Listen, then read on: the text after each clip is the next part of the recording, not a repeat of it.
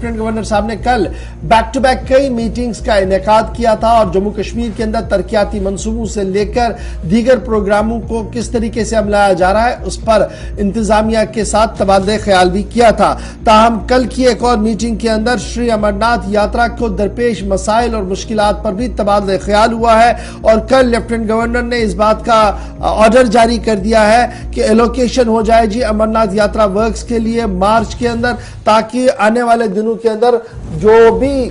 वहां पर यात्री आएंगे उन्हें हर मुमकिन फैसिलिटी वहां पर दस्तयाब हो। यानी अभी अमरनाथ यात्रा को कम व बेश 1 साल है, 8 से 9 महीने का वक्त है, लेकिन श्री अमरनाथ श्राइन बोर्ड आज से ही कमर कस चुका है ताकि नए माली साल आते आते तरक्याती मंसूबों को हतमी शक्ल देकर वहां पर बुनियादी ढांचे को खड़ा किया जाए ताकि ज्यादा से ज्यादा यात्री जो है वो पूरे मुल्क से और बैरून मुल्क से दर्शन के लिए जो है आ सके। श्री अमरनाथ श्राइन बोर्ड के जो चेयरमैन है वो खुद लेफ्टिनेंट गवर्नर साहब हैं और कल उन्होंने ये इंस्ट्रक्शन जारी कर दी है कि काम को शिद्दत लाया जाए जी और जो preparation of allotment of work Amarnath Yatra के हवाले 2023 के हवाले से करना है उसको मार्च तक मुकम्मल किया जाए। अलॉटमेंट्स मार्च तक होनी चाहिए और मार्च के फौरन बाद काम का आगाज भी होना चाहिए ताकि टाइमली डिस्पोजल हो सके उन सभी प्रोजेक्टों का जो खाका खींचा गया है मीटिंग से पहले और कल मीटिंग के अंदर। कल 43rd मीटिंग थी बोर्ड ऑफ डायरेक्टर्स की जनाब श्राइन बोर्ड के, जिसमें कई अहम और बड़े फैसले जो है वो लिए गए हैं और किस तरीके से हमने आगे बढ़ना है, क्या कुछ वहां बेसिक इंफ्रास्ट्रक्चर बनाना है, प्लानिंग किस तरीके से करनी है, इस सिलसिले में हतमी ब्लूप्रिंट जो है वो कल तैयार किया गया है और अफसरों को कहा गया कि मार्च के पहले पहले तमाम तर कागजी लवाजमात जो है वो पूरी किए जाए ताकि मार्च के बाद जमीन पर काम शुरू हो सके।